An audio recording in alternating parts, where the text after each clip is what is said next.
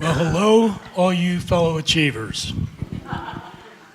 And goodbye to the people that didn't stay, although they may be overachievers too, but just the fact that you're still here, you're overachieving. I'm flunking retirement. I'm Charlie Jackson. This is my third career. I'm with FEMA going on 8 years now. And welcome to the world of insurance. I've been an insurance adjuster, assurance agent, and now I'm with FEMA. Also been a builder. So on the Gulf Coast, by the way, where there are a lot of hurricanes, I've been through 4 of them myself that have destroyed half my house in '79. As a matter of fact, I made a little money on that. This is just an aside. When Hurricane Frederick came in to the Gulf Coast and destroyed about half my house, myself, I'm pretty handy, and my brother-in-law, who was a fireman and built houses on the side, rebuilt the house. And I had $11,000 left over because we self-contracted. And I said, "Dear Lord, I know how to start a fire, but how do you start another hurricane?" And I took that $11,000 and started buying rental properties, $3,000 down. So I was telling Carrie, this was in the 80s, that when there was accelerated depreciation, I got to a point where I wasn't paying any taxes legally. Don't tell IRS that, please, your fellow government officials. But to get to the point, and I need to say something about Mark here too, because I told him I would.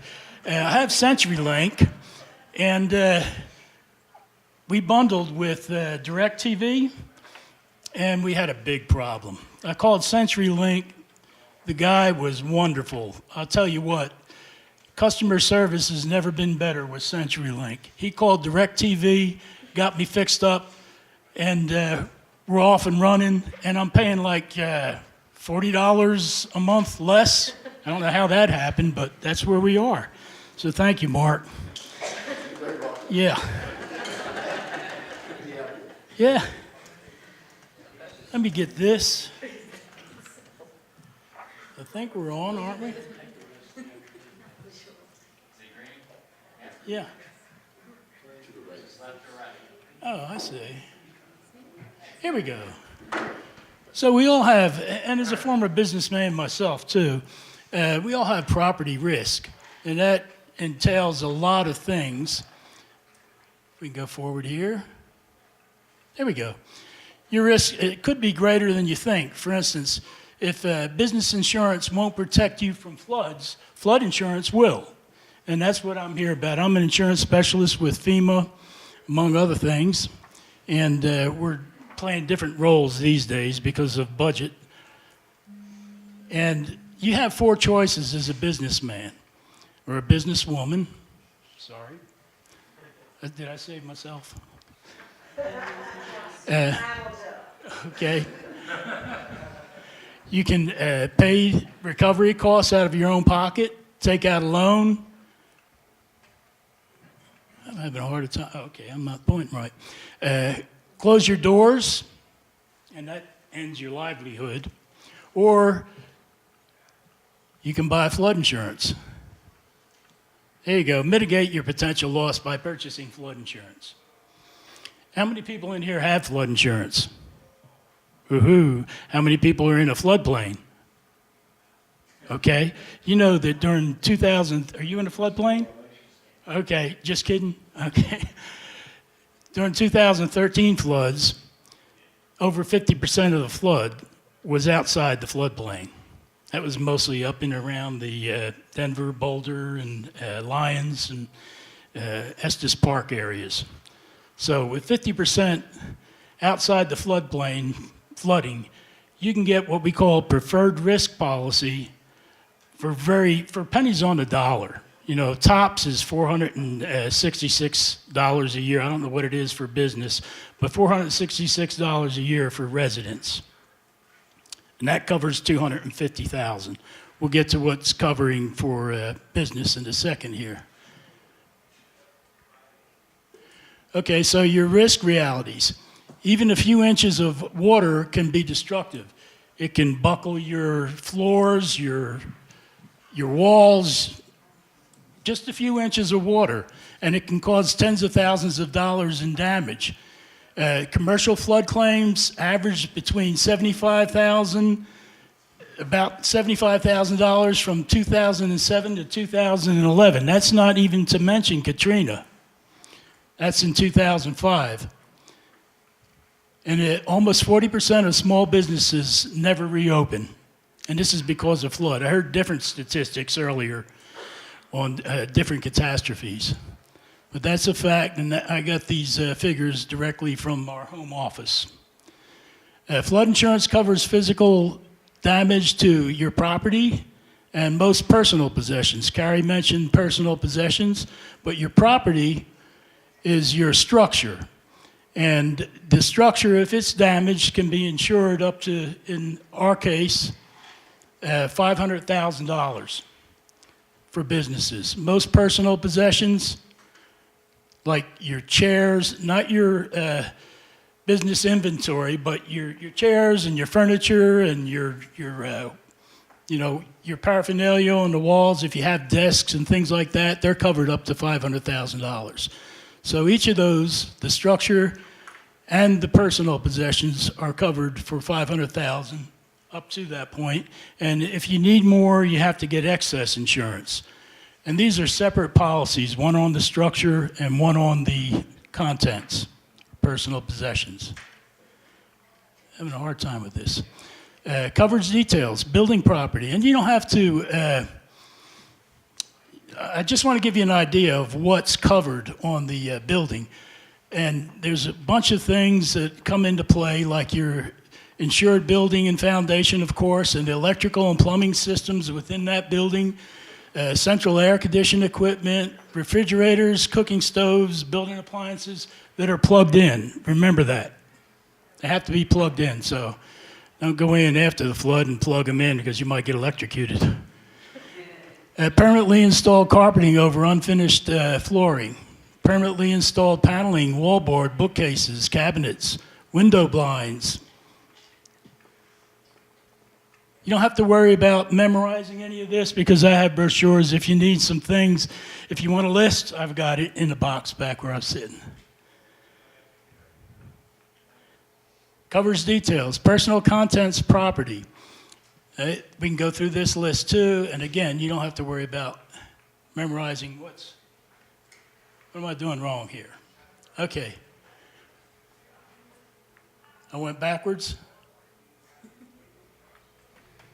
You hit it on the side? I'm sorry. Just left to right. Just left to right. Okay.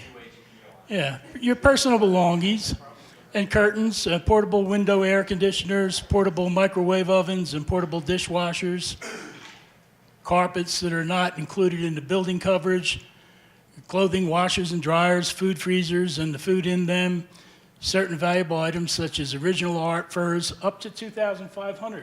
So if you have expensive items like art and furs in your business, who carries furs in their business? I don't know. But you might have some art. Restaurants usually have some art on the walls that are worth something. And it's covered up to $2,500 with flood insurance.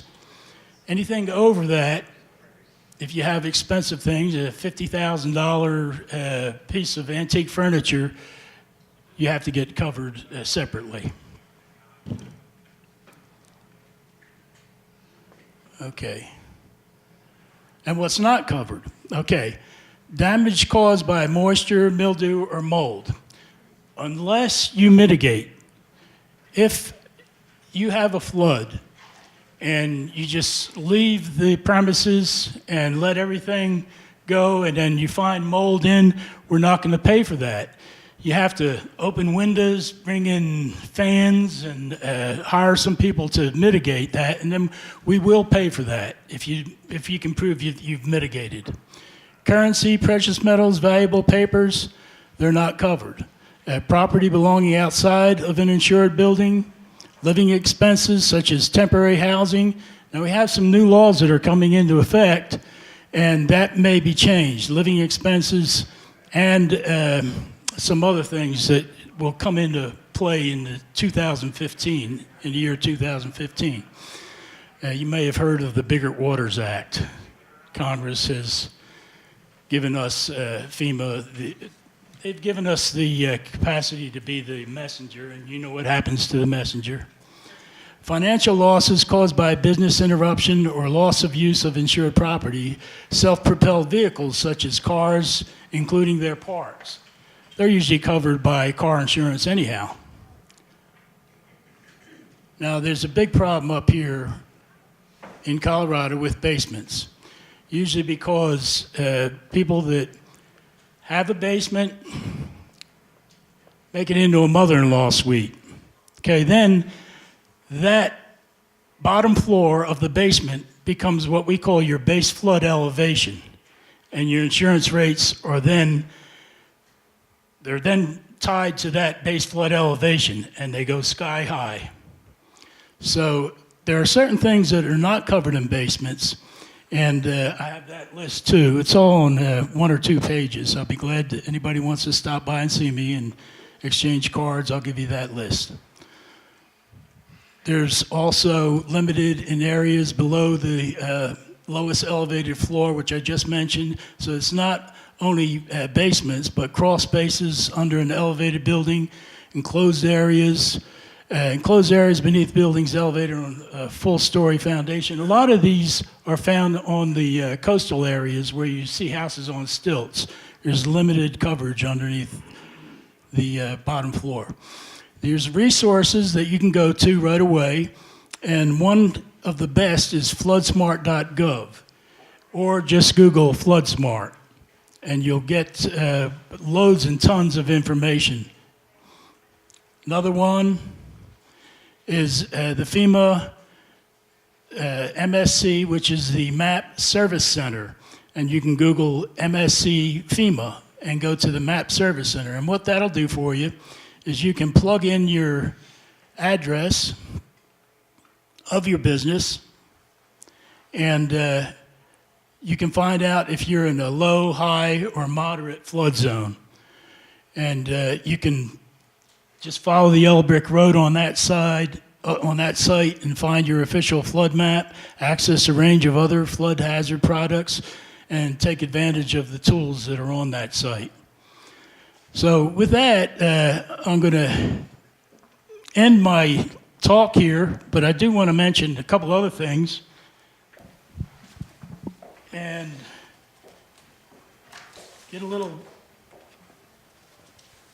give you some idea of what FEMA has done during the course of the 2013 year with all the floods. And the total FEMA assistance grants under the Individual Assistance Program was over $61 million. SBA has $109 million in loans out there. And what I find interesting is that we paid $65.5 million in flood claims, and yet there's $109 million in SBA loans. I wish that was reversed. So in closing, I'd like you to consider going to that floodsmart.gov page, and you can plug in your address there too, and it'll give you 5 or 6 different insurance agents that you can get quotes on, even if you're outside the floodplain.